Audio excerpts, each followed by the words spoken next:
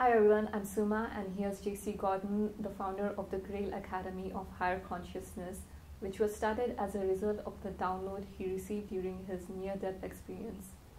The mission of this academy is to unleash the power and magic of the universal mind consciousness. Welcome, JC. Thank you, Suma. I'm glad to be here. I was thinking maybe the first thing viewers would be interested is in your near-death experience and what impact it left on your life. Okay, excellent. Well, Suma, before I had my near-death experience, I was as far away from this energy and this aspect of life that one could be. I was a banker and I was a financial analyst. And when I had my near-death experience, it was actually 22 years ago in 1996, in June 1996. I was bucking some wood with a chainsaw, and the chainsaw kicked back and it went through my throat. And you can still see a little bit of the residue of the scar still there. And I've covered it up a little bit with the beard, but at that moment, the chainsaw went through my throat and hung up on a sweatshirt that I was wearing. It was still on, it wasn't turning.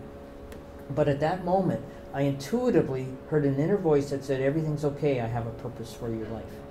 And I had a couple of people working on the property with me, and one of them came over, pulled off the chainsaw, turned it off, pulled it off. Another one called 911, and an ambulance was on the way. At this time, I was living in a remote area in my province of British Columbia in Canada, in a small town called Bellacoola, where there was only one highway, and the hospital was a medical outpost. There was only 3,000 people that lived in this valley, so it was a very, very remote area. And it was 45 minutes into the hospital. About 20 minutes out along that highway, as Steve was driving me in his truck, we met the ambulance. The ambulance was coming the other way. Steve pulled over on the side of the road, told me to stay there. The ambulance did a 180, pulled in behind us. And Suma, if you know me and somebody says stay there, you know, I'm not going to stay there. And I didn't. I literally had a compress that I was holding on my throat, walked out, met the ambulance attendant at the back of the ambulance, and she says to me, "What are you doing?" And I said to her, "Well, can you take me to the hospital? I think I want to go to the hospital." And she says, "Get in." I was about 20 minutes into the hospital from there, and she asked me 8 times what my name was, thinking I'm going to pass out and die on her. Well, I actually did die while I was on the emergency room table, about 15 minutes in to the emergency room. And Suma, it was all real. It was all very real. 1 second, I'm looking at the doctor as I'm looking at you here. The nurse was on the right-hand side. And the very next second, I'm on top of the emergency room, looking down at the tops of their head. And I saw myself there with my throat ripped open. It was just looked like a raw piece of steak. It was red and blood everywhere. And at that moment, I literally wasn't in the emergency room anymore. All of a sudden, I was in this void of darkness, and I can remember I had, as I look back at it now, I had a feeling like I was in an old rickety escalator, and it was just kind of, I knew that I was moving up, but I remember looking up, and you know how you see the first star that comes out at night? Well, that's what I saw. I saw this twinkling star that I just was riveted to, and I watched it all the time. And as I was watching it, it just got brighter and brighter and bigger until it became an all-encompassing white light, and I just went through it. And as I went through it, I landed on top of a mountain, and it was light, temperature was perfect, but some of the amazing thing about it was that when I went through that light, I knew I was home. I knew I was home. And when I went, I didn't take my body. I didn't take anything from this physical world, but it was my spirit, our life force that travels into the, as I call it, the afterlife. And that's where I was. I was on top of this mountain, and I remember, now I didn't have any body. I didn't have any body. I was just this energy that was there, and it was as if someone had touched me on my left elbow, although I didn't have a body, and they guided me down the side of the mountain and across this big field, and I was moving at about a 1 o'clock direction, and I wasn't walking. I was literally floating, And I remember seeing off in this distance a structure. It was a round structure. It had this gate around it. And as I got closer to it, it got bigger and bigger and bigger. And I remember when I went towards the gate, the gate just opened right up for me. I went into the gate, and as I came to the structure, the doors just opened. And as I was there, Suma, I saw no life. There was absolutely no life up until this point. But I was impressed to move to the stairs that was to the right, that was connected to the interior of the outside of the wall. And as I moved up those stairs, I was moving across a hallway. And there was a room on the right that I remember looking into. And it was round, it was oval, and it was like there were CD sleeves that were just kind of moving in and out. I saw them moving in, and I'll get into a little later as to what that was. I then went down, I saw a room on the left where there were 4 entities in there. They were sitting in the lotus position. They had hoodies on. There was one at 12, 3, 6, and 9. They didn't even know I was there. I just went right past them. But the next room on the right was the room that I went into. It was all completely black. And I remember I sensed the door close behind me, or I didn't see it, but I certainly sensed it happening. And then it happened, Suma. Then my communications started with what that was Source. Source literally appeared to me in an energetic form, and it started with one dot, a violet dot about 1 o'clock on the clock, one at 3 o'clock, one at 5 o'clock, 7 o'clock, 9 o'clock, and 11 o'clock. So there's these 6 dots, right? And then all of a sudden, energy started to radiate out of it, just like lightning, and then it connected itself to be a whole. And then it started to communicate with me. And the communication was not like we are having here, Suma, that was audible, but it was telepathic. But every communication was like a lightning bolt that was hitting me. In one of my earlier books, I call them zings, because that's what it was. And every time that zing would hit me, and it hit me as if I was right between my eyes as I was seeing it, I knew exactly what it was saying. And was it, I'm sorry to interrupt you, was it an entity, or was it just energy? Just pure energy. At this point, there was no form to it at all. It was just energy. And it told me to follow it, to come. And where it took me to was, it was like I was back in my high school, grade 12, homeroom chemistry class. It was like a science lab. And I went into the science lab, and when I went into the science lab, there were just 2 desks there, just two vacant desks. And that energetic form that you just asked about morphed into a recognizable fish, a semi-recognizable form, which was kind of like a fish-like form. And where I was literally in the events that happened before time began. I was literally taken to the universal mind's pre-planning stage of time. And what I was revealed about the universal mind is it is a universal mind consciousness of everything. Everything that was, everything that is, and everything that is to come. And that time is just one small moment in timelessness. But everything is that macro great thought was the initial consciousness of everything. And so where my near-death experience took me was into the events that happened before time began. What impact such an experience left on you? Oh, great questions. Who may change my life completely. I was a banker. I was money driven. I grew up thinking that's what success was.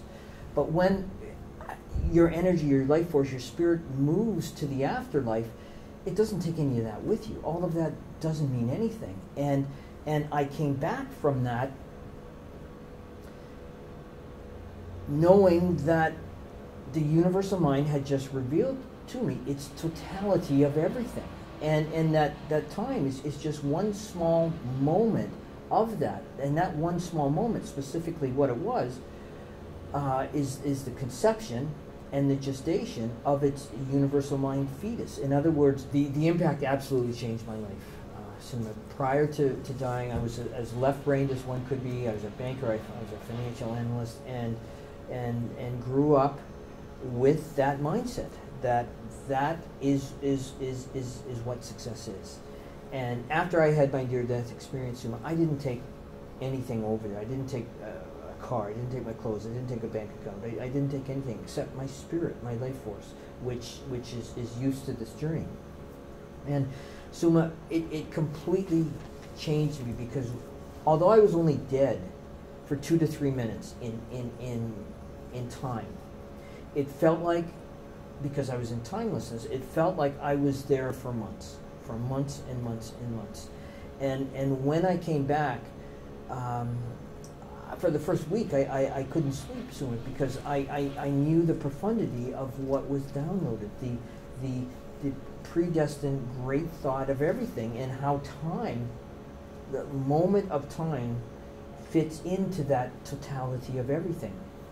And Suma, I remember that during that first week, I went to talk to a couple friends about me coming back, my experience, and they were happy, Suma, that I was back. But what I was telling them, because I just literally come back from, the downloads of the totality of everything, and they looked at me like, well, JC, we're happy you're back, but I have no idea what you're talking about. And it wasn't until about a week of not sleeping after my near-death experience that the final turning point of the everythingness of time as we know it was revealed to me, and that trigger point is that turning point is overcoming the energy of fear and negativity that controls everything. That is brilliantly set up by the dark forces, or the Luciferian forces. Again, that I saw actually setting it all up during my near-death experiences, and that rests with mankind becoming the energetic light for the betterment of society through the transformation of consciousness. But it comes when money is literally the dark force, energy of fear and negativity that is controlling and trapping and limiting everybody, is eliminated from money, and it's replaced by the light of the universal mind consciousness, which I saw during my near-death experience, Suma, is predestined and will happen, and that's why I came back from my near-death experience. So yes, it absolutely changed my life completely, from moving down my left path of life to my right path of life. How long was this experience? I was dead for 2 to 3 minutes, so from a time perspective, I was only dead for 2 to 3 minutes, but it seemed like months. It's because I moved out of the element of time into the timelessness of everything. So during that experience over there, as I said, it seemed like months for sure. And so it was funny because I didn't want to come back, because when you're in the afterlife, you are home. Energetically, your spirit, your life force is home, because that's who we are. An energy of unconditional love is who we are, and that's what's over there. And I literally wrestled. I didn't want to come back. I argued with Source. Source zinged me, said, "It's time for you to go back." And I said, "No, I don't want to go back. You have to go back." "No, I don't want to go back. You have to go back and tell all who I am." And who I am is all of mankind. We, at the very essence of who we are all God. We are all universal mind, because our spirits are literally DNA fragments of Source. Can you describe how that realm looked like visually to you? Which specific one? During near-death experience, was it more like a vivid dream, or was it more like light and energy? It was just like us talking right here. It was as clear as we see each other. That's exactly what it was. It was all very, very real. It was the consciousness realm that our spirit knows. To the mind, this is all, what I'm saying is all gobbledygook, because it doesn't make any sense, because our mind consciousness lives in these beta frequencies, and this, what we see is what is real to the mind consciousness. But to the spirit, it communicates at what are known as theta frequencies, which are slower, kind of like premeditative level frequencies. In those frequencies, it is extremely real. It is as real as the communications that our heart consciousness gives to us. And I'm talking, assume, about communications like intuition. I'm talking about communications like insights. I'm talking about communications like hope and love. Love is a communication that comes from our heart consciousness. It is impossible to describe love as, well, you're going to find your perfect mate on page 333 of a certain textbook, right?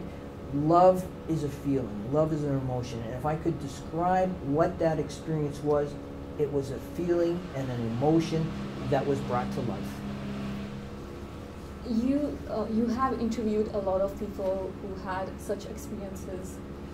In my book, for my previous book, yes, I interviewed about 100 people who have had near-death experiences, Suma, and I found that near-death experiences happen to get a person off of the path that they're moving on and onto the path that they should be on. In other words, from the left path to the right path. For me, it was moving from the banking and finance world into the universal consciousness realm, right? All souls have a life purpose, a reason for being here. They also have a number of breaths that soul is meant to live. So near-death experiences, I found, with the people that I interviewed, fall into one of three categories. And again, they all happen to allow us to move into and onto our life purpose. For the three categories are, and I'll just give you an example. And one zone of a near-death experience is if a person like myself died on an emergency table and all of a sudden are elevated to the top of the room. I've talked to many people who are in that situation during a near-death experience and can look down at all the events that are happening. I remember a lady from North Carolina that she said that she could see everything that was happening in the room. She could even see everything that was happening in the rooms that were leading into the rooms. And when she came to, she told the doctors about intimate aspects of their discussion that was going on while she was dead, watching it all happen. That's one place where near-death experiences go. The second place near-death experiences go is into what I call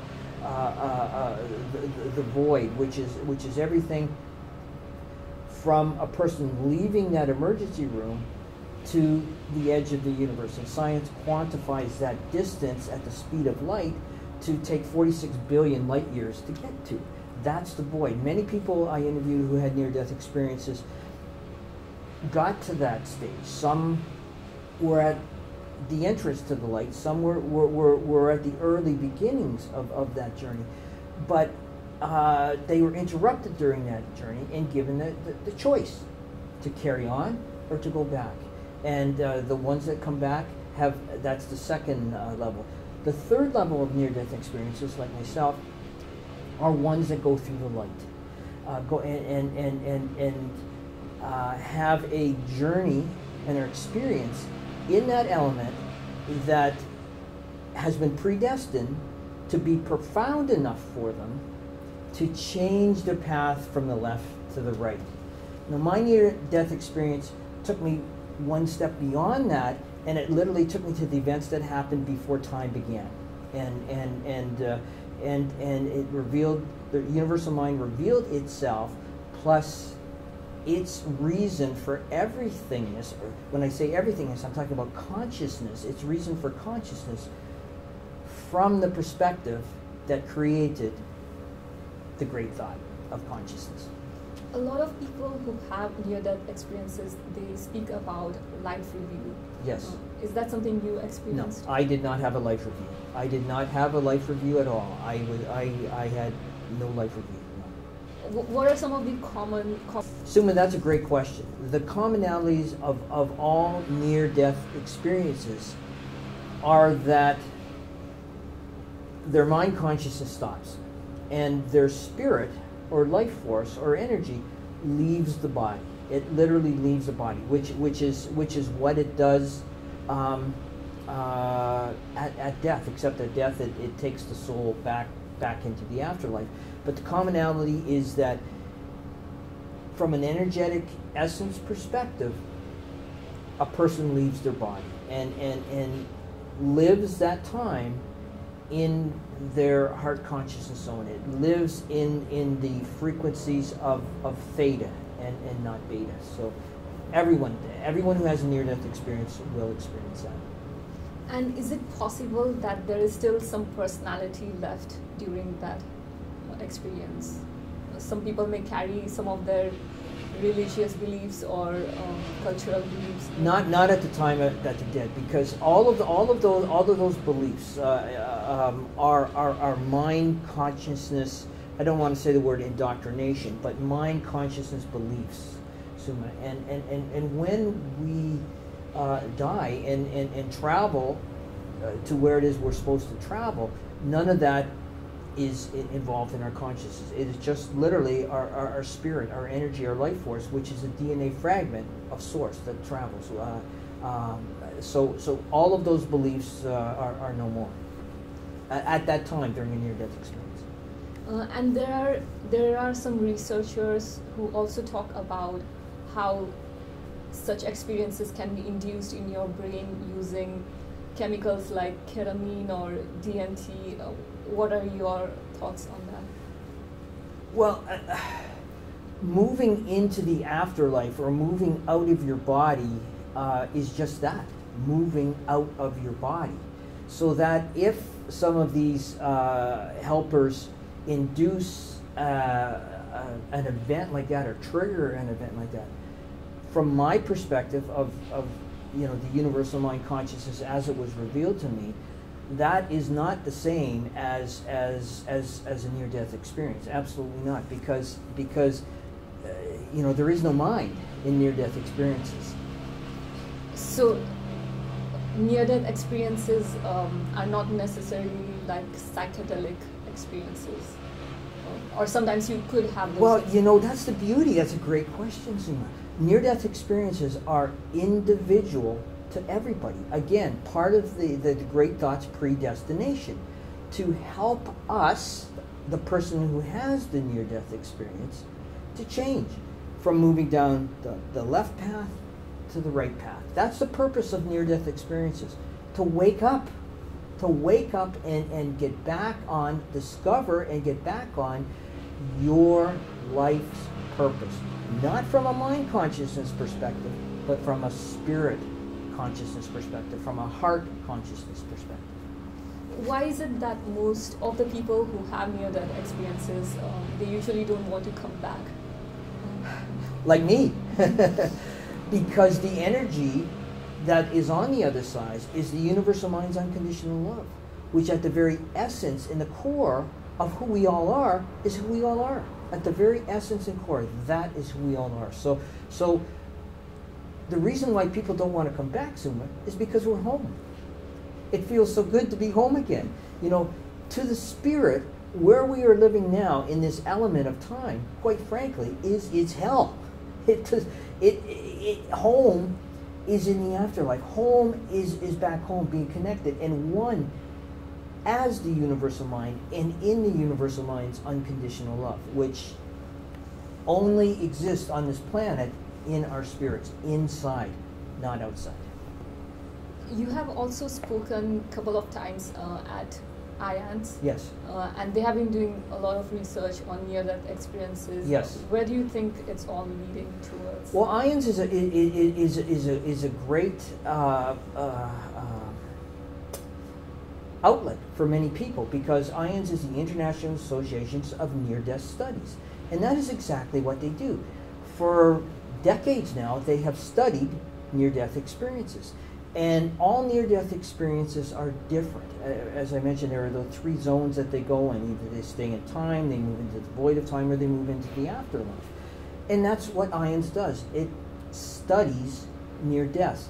But I was in Denver speaking there last year, and I found that so many people are there looking for more. They know that the near-death is an important element in life. And IANS has done a very good job of studying studies. But as far as helping individuals to move on into the universal mind consciousness, or into the oneness of everything, they're not mandated for that. They're only mandated to study studies, and they do a good job of that. Can an experience like near-death experience, that state of mind, can it be attained through meditation? Absolutely, and that is what we do at the Grail Academy. That's why I came back to help others to not only have an in-body or a living near-death experience, but to take it beyond that, afterlife, but to move it into the events that happened before time began, but also take it into becoming one with the universal mind and its totality, which is the reason why many people on this planet are alive today, for that, to become one as the totality of universal mind consciousness. And I'm not just talking, Suma, about spirit, which we all are, but I'm talking about soul. I'm talking about our bodies, and I'm talking about our consciousness becoming one as the totality of the universal mind. So we don't really have to go through a traumatic death experience to reach that state of mind. Absolutely not. That's what we do at the Academy. That's what my coaches do, and so the underlying element of the work that we do is it's all joyful. The answers lie within us all, and it's all joyful. The moment that it stops being joyful is an indicator that you're on the wrong track. Unconditional love is just that. Unconditional love of laughter, of happiness, of joy. And that's what I always find with clients as I work with them. I have many clients who I have to remind them of that fact to continue to allow it to be joyful and not get in their head and try to logically put it together, because that's not where the answers are. The answers lie within us all, and the experience is always joyful. Did that experience, did it change you dramatically soon after you came out of hospital, or did it take you a long time to integrate that experience? The very second I landed back in my body, and how I landed back in my body, Suma, was I came back the same way that I came, but once I got into the emergency room, it was like I was just slowly moving down beside my body, and I moved into my body, and the minute that I moved into my body, I opened up my eyes and I saw the physician this far away, and he said, "Oh, it's okay, he's back." But yes, from that moment that I opened my eyes, my life was changed. My life was changed, and because of the profundity of what it was that I was downloaded during my near-death experience. Oh yeah, totally changed. And among the people you interviewed, is that a common thing? Well, we have a choice. We have a choice with what we do with it, with those that have near-death experience, or even with those that don't have a near-death experience. We can choose to do whatever we want, because it's all predestined. We have two types of consciousness, a mind consciousness and a heart consciousness. And so what each consciousness does is it sends out a frequency that moves into, as I call it, the universal mind supercomputer, or the great thought In other words, think of a computer. It has input and it sends out output. Well, it's the same thing with our thoughts. Our thoughts send out a frequency and as instantaneously bring forth the actions. And every action that happens has been predestined. In other words, what I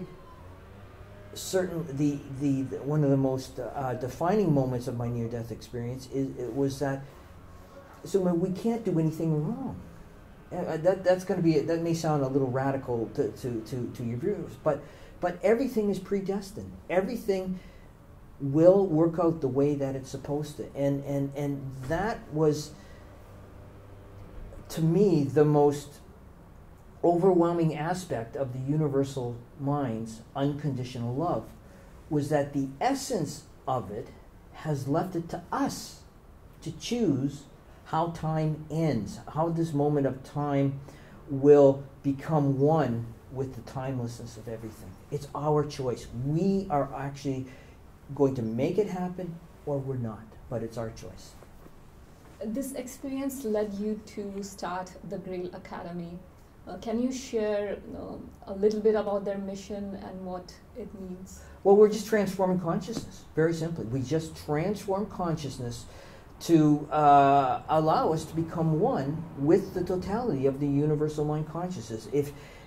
And what that does, Suma, is it expands our unconditional love bubble. In other words, as that unconditional love bubble, as we become one with everything, we just expand that bubble. I like to use an example of throwing a pebble into a lake.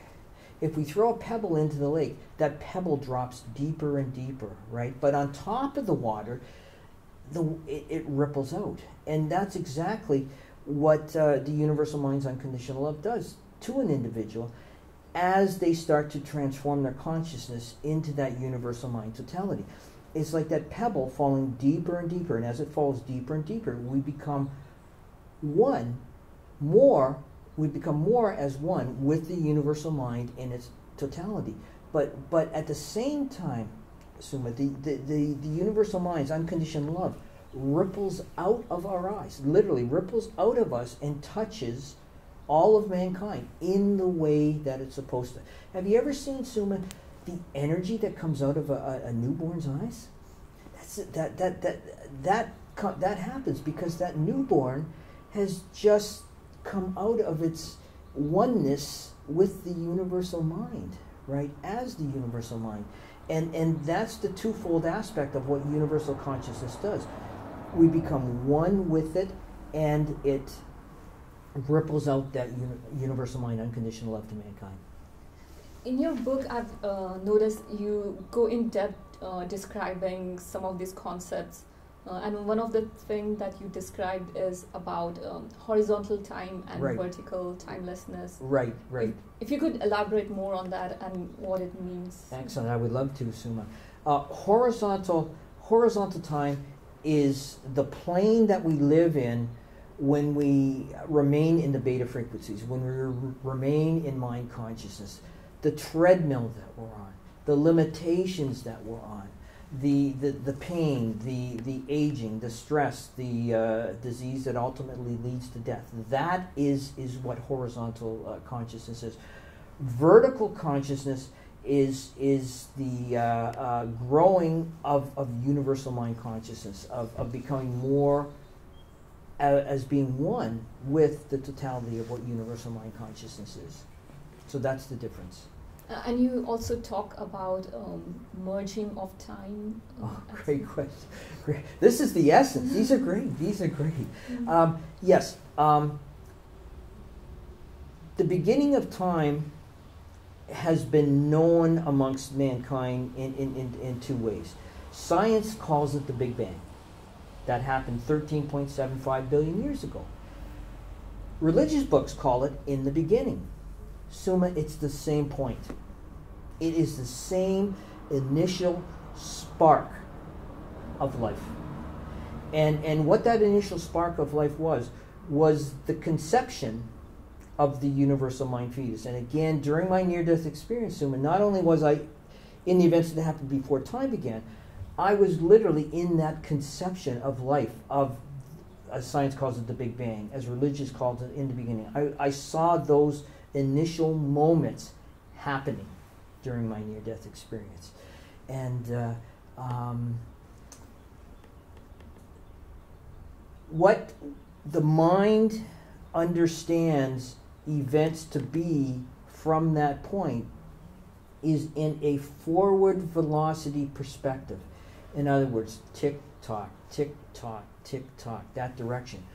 But what the universal mind was also doing at that time, from 12 o'clock on the clock to where we're at now at the very bottom of that clock is 6 o'clock, was that it was creating a reverse velocity of time as well, which we are about to merge into. And what reverse velocity is, Suma, let's say that you were holding a wine glass and you dropped that wine glass. That wine glass would shatter and the wine would be spilled, right? Well, and this is scientifically proven. What reverse velocity does is it takes that broken wine glass, it takes that spilled wine, and it makes it whole again. In other words, that wholeness of the end of the great thought's predestination has already been completed. And where we are at right now is we are moving the forward velocity frequencies and they're meeting the reverse velocity frequencies, so that if an individual chooses, and that's the beauty of the universal mind's unconditional love, is it's allowed us the free will to choose what's best for us. If you stay in mind consciousness, in horizontal frequencies, you're going to stay in forward velocity. But when you move into the heart consciousness frequencies, you're going to be able to aspect that reverse velocity flow. And that's such an incredible experience for my clients, because in the reverse velocity flow, it's not like the tick-tock, tick-tock of forward velocity. People move from 6:01 to 10 o'clock to 12 o'clock. And the beauty of the reverse velocity flow, and again, this is a concept that is completely new, because Suma, this is basically my coming out party. We met at the Los Angeles Conscious Life Expo. This was our coming out party with this message. But at the 10 o'clock time of reverse velocity, every moment of unconditional love that ever was, think of yourself in your life, unconditional love moments you've had with family members and significant others, they will be resurrected and live on forever. It's the same thing for every other life force or soul your spirit has ever had in a previous life. Every moment of their unconditional love will live on forever. But so this universe represents only one cell of hundreds of trillions of other similar cells, or what science calls parallel universes, that we are also living in at the same time. In other words, Suma, your spirit and your soul is actually alive in every other cell at this point in time. And every other moment of unconditional love that they have ever had, and your spirit's other life forces have ever had in other cells, will all be resurrected, so that at the birthing of the universal mind fetus, the personality and identity of the universal mind consciousness will be brought to life, and it will be every moment of unconditional love everywhere that there ever has been in the great thought. So it's going back to oneness. Yes, reverse velocity moves us on the clock from 6 o'clock to 12 o'clock, but that aspect is the reverse velocity flow that takes that broken wine glass and spilt wine and makes it all whole again. In other words, Suma, the end of time has already happened in the great thought. And the essence of the universal mind's unconditional love is it has left it to us to choose how it ends, simply by choosing to stay in mind consciousness with all its limitations, or move into the heart consciousness, which allows us to become one with the universal mind and its everythingness of everything. And in your book, you also describe concepts of immortality, Yes. agelessness, and Yes. eliminating diseases during Yes. this process of reverse velocity. Absolutely, because we're moving into the totality of the universal mind and its consciousness, which is only the perfection of unconditional love. And yes, Suma, that is exactly what we will be moving into. We have the option of choosing to move into that, to be agelessness, to be absolutely well, to eliminate disease, and to physically and consciously live forever. When I had my near-death experience, Suma, it was in 1996. And at that time I was 38 years old. My biological age, because I had just come out of a life of pushing it real hard in the banking and in the financial world, my biological age was I was about 15 years older. I remember at that time, I couldn't get out of bed without having to have 3 cups of coffee just to wake myself up. And I'm now 61 years old, and my trainers tell me my biological age is closer to a 30-year-old. In other words, as I have chronologically aged by 20 years, I've biologically got younger by 20 years. And that's a great question as well, is because many times when I take people over into the afterlife, they're always met by a gatekeeper. And that gatekeeper, 70% of the time, is a family figure, somebody that they have known, a significant person in their life. And always, every single time, Suma, that person is between the ages of 18 and 22. Many times it's grandparents that as a child, they might have been 85 when they were 5 when they died. Now when they meet their gatekeeper, grandma, they're 18 to 22 years old, because that is the perfect age of what universal mind consciousness has designed for us, to be ageless, to be young, as well as it eliminates disease with people. I've had Suma, wellness is another area where when you become universal mind consciousness, that just happens to people. I had one client who contacted me about 6 years ago. His son left one of my previous books around and said, "Dad, read this book." And it wasn't until his doctors had told him to go home and get his affairs in order, he only has 2 weeks to live, that he picked my book up. And when he picked my book up, he called me, and I was impressed to work real quickly on him, because he only had a little bit amount of time. And usually the sessions I do is 1 or 2 hours a week, but I was working with him 7 days a week. And he's now still alive. Last time I spoke with him was about a half a year ago, which is about 6.5 years after our work. And he said to me, JC, I really don't care now what happens to me, because I've seen my 2 grandsons for 6.5 years that I wouldn't have had if we didn't do our work. And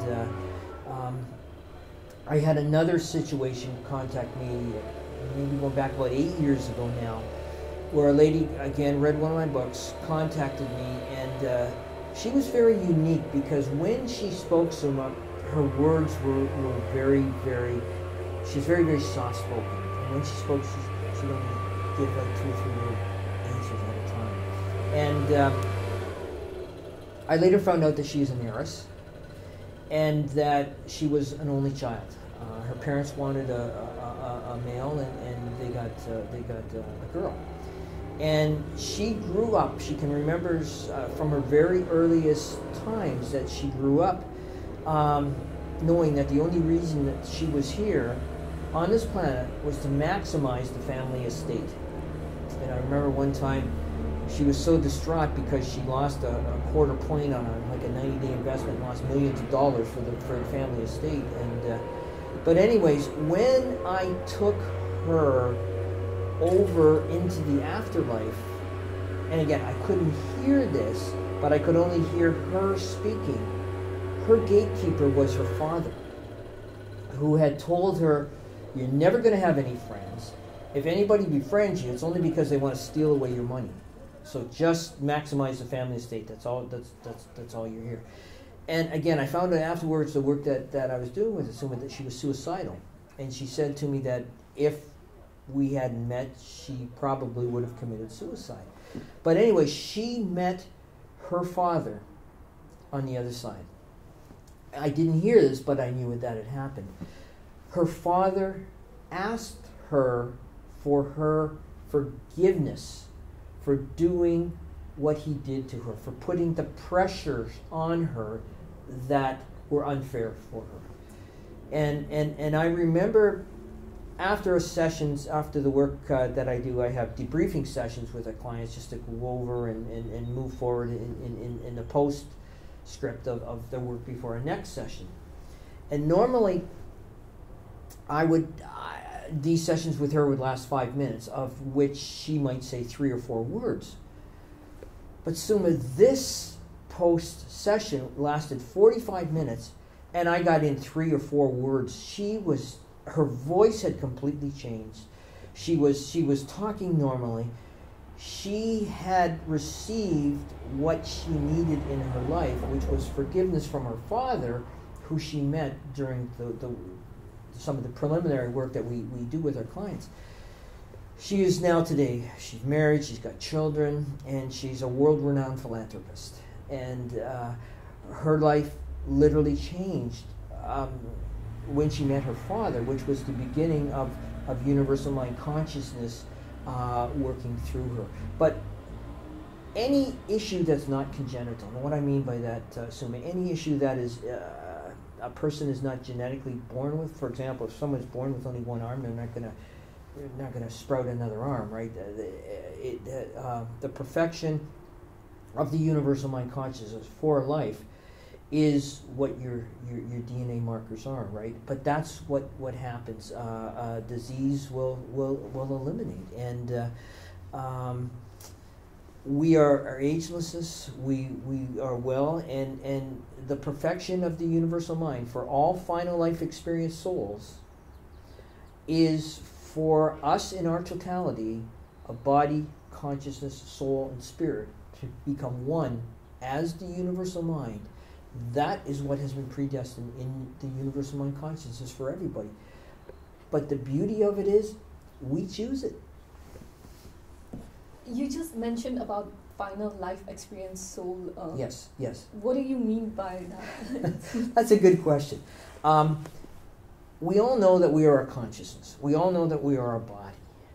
But inside of us, we all have a spirit, which is a life force, which is an energy. As science has confirmed, energies never die. Energies basically migrate from the afterlife to the life. And every time they come or from timelessness into time, when they come in from timelessness, they always bring a soul with them. And every soul comes into a life knowing the amount of breaths it's going to have and what its purpose is. Now, when a soul comes into time, it comes into its predestined female terminus, I call it in my books, which produces ovulation for a female. Okay, when the soul comes in, it produces ovulation for the female, and every soul has a predestined outcome as to what they're going to look like, number of breaths that they're going to live in purpose. And when conception occurs, the soul knows either to reject or to accept that conception, so that the purpose and reason why the soul is here can take place. If there is no acceptance during the time of fertilization, that soul just goes back to the afterlife, and the spirit brings in another. But if conception does occur, the person will live. We look like we do. We are as we are, because that is how our soul has been predestined to make us. And is that what you refer to as angeldom in your Angeldom is the result of where people end up. But I just realized as I was answering that, I don't think I answered your question. You asked, what is a final life experience soul? That's what a soul is. And there are basically two types of souls that spirits are now bringing in. Before, they just used to be non-final life experience souls, which means that the spirit would bring in a soul that would have a purpose, that would have a number of breaths, and it would go back and bring in a new spirit. But now final life experience souls are coming into time, Suma. And what final life experience souls are? Souls that have been predestined to become one with the totality of the universal mind, as spirit, as soul, as body, and as consciousness. So that's the difference. Non-final life experience souls have no idea what I'm talking about right now, and I am speaking gobbledygook to them. Because they live in mind consciousness, they will never be able to resonate with what I'm saying. But final life experience souls are hearing what I'm saying as I speak to your spirit. I'm not speaking to your mind, I'm speaking to your spirit. And that's the difference between final life experience souls and non-final life experience souls. And you were going to say something about angeldom. Angeldom is the state that between now and when the birth of the universal mind fetus occurs between 2082 will be obtained by all final life experience souls, where they become one as the universal mind totality, in its totality of agelessness, of wellness, of immortality. That is the perfected state of what angeldom will be for all of mankind. It will be a total state of bliss, 24/7 bliss, as the perfection of the universal mind, and as being one as the universal mind in its totality, with that pebble falling deeper and that rippling out happening more as well. You have also spoken about different stages when this universal mind starts activating within a person, different stages of legacy and then bliss. I guess you have, I vaguely remember it's like 3 different stages. Yes, the bliss is the ultimate stage, and the legacy is the component, Suma, that activates a person's monetary freedom to overcome the darkness and the fear of negativity that is in money. In other words, money is meant to become not controlled by the Luciferian forces, the central bankers, the governments, the military, and that system of darkness that is in place that enslaves us all. But money is meant to become a vehicle for the universal mind, for its universal mind oneness, for unconditional love, so that we live life in the totality of unconditional love, which means that the dark force energetic control of money in the great thought is eliminated as we choose to make it happen. Can you describe different dimensions of 4D to 10D and what are the differences between each one of them? Well, we live in a 3D horizontal realm, and 1D is our physical aspect. 2D is our let me get them right again. It's physical, emotional, spiritual, intellect, mental. Okay. That's a good question, Suma. There are 10 dimensions to life from a universal consciousness perspective. The first dimension is the physical realm, and many people can't get past the 1D realm of this is the reality of everything that there is.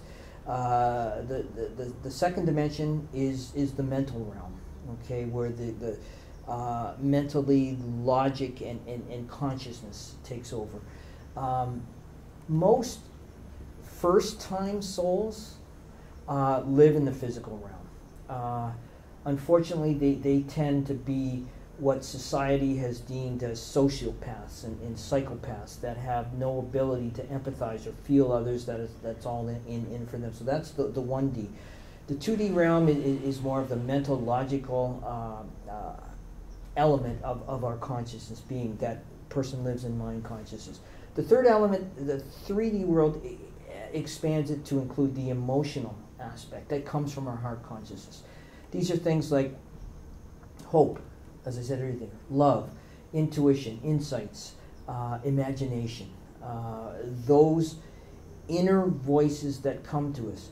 And from the 3D realm, Suma, when we are impressed from something from a 3D perspective, it never leads us wrong. It never leads us wrong, because that is an element of communication directly from the universal mind. It's kind of like, instead of listening to the news on an AM dial, you're listening to your most perfect station on an FM dial. Okay, the music that resonates most with you. That's the 3D realm. The 4D realm are those individuals that have added an element of spirituality to themselves. And I'm not talking about religion, because that is more of a 2D type of horizontalness. I'm talking about spirituality, more of that vertical column. Knowing that there is more to life than what we see here. The 5D realm is the 5D realm is when a person is enlightened on this planet, that they have been able to balance realms 1 to 4 and in a totality perspective, in an enlightened perspective, so that they can kind of master life in this physical realm. The 6th through 10th realms are elements that a near-death experience would encounter. The 6th dimension is that near-death experience that moves out of the body but stays in the element of time. The 7th dimension is that movement between the void of time that science says at the speed of light will take 46 billion years to get to the edge of the universe. That's the 7th D. The 8th D realm is when you go into the move through the light and move into the afterlife. And many near-death experiences have done that. They've moved into the 8D realm and experienced their predestined picture that will help them to move from the left road to the right road. Where I went during in the 9th dimension realm was beyond, obviously, the 8th dimension, 9 is higher than 8, into the classroom, to become one with the universal mind, to understand everything in the universal mind that's happening, and that time is just a small element of timelessness, which, as I work with people, my clients discover that they've also been in the 9th D realm. We've all been in the 9th D realm, and so that's neat when people uncover that for the first time. But the 10th D realm is the pinnacle of the work that we do, because the 10th D realm allows us to be one as and with the totality of the universal mind consciousness. In other words, to be one in our unconditional love bubble that just literally expands into the everythingness of everything. As I said, it's always a joyous experience, and it's that pebble going deeper and deeper and deeper, and the rippling out of the universal mind's unconditional love, moving through our eyes and touching everybody. So those are the 1D to 10D dimensions of life, that from a consciousness, a mind consciousness, and a spirit consciousness that exists in universal mind consciousness. Thank you so much for being so open to share these insights. My pleasure. Thank you for having me. And giving so much clarity to me and to the viewers. Great. It's my pleasure. Is there anything else you would like to share today with the viewers? Oh, how much time do we have? Yeah, that's a great question, Sue. And what I want everybody to consider who have spent the time to watch this in its totality is to take a moment and try to just get inside of yourself, because truth lies within us all. It's not out here, it's in here. And when you get in there, you will start to begin your journey into becoming, if you so choose it, the universal mind consciousness and its totality. But just take a moment and try to find your heart consciousness point. And this is what I always do with people who contact me for the first time, is I have a free 15-minute universal consciousness session with our clients for that very point, to see if they can get inside themselves, to see if they can anchor themselves to the center of the earth and move themselves back to their heart consciousness. I recently had an incredible case just within the last week, just before the LA Consciousness Life Expo. I had a lady from San Diego contact me, and Suma, she was the only person whose spirit was racing, literally racing. Her spirit, she had known her whole life that what she was doing, a very successful individual, but what she was doing meant nothing. That it was nothing. There was more to life. And when I started when we did my free 15-minute session, her spirit raced. She found her heart consciousness point. She found the golden threads that come from below and above. She went down. She connected it to the center of the earth. She found a big golden heart down there. She connected there, and then she came back to her heart consciousness. And that's what the 15-minute session is for, Suma. To know if a person is ready for the work that we do. A lot of people aren't ready. It doesn't matter. It's all right. Everything happens exactly at the right time and at the right moment. So, yeah, I just like to encourage your viewers to try going inside of themselves and becoming one with that heart consciousness point. And if you so feel impressed, drop me an email, and I'd be more than happy to see how far one of our free 15-minute universal consciousness sessions can go with you. And if they want to find out about you, thegrailacademy.com. Thegrailacademy.com. And Grail is spelled Grail. It is the holy grail of everythingness. It is the holy grail of consciousness. And again, the specifics of it during the last 22 years of my time to get ready to this point of coming out came together, but exactly, they were exactly what I was showing during my near-death experience as how mankind will ripple the universal mind's unconditional love out to mankind one life at a time. Thank you again, JC. I really appreciate you taking the time and coming here. And My pleasure. I want to congratulate you again on your coming out party. Thank you very much. Appreciate that, Suma. And thank you everyone for watching. If you find these videos valuable, please remember to subscribe.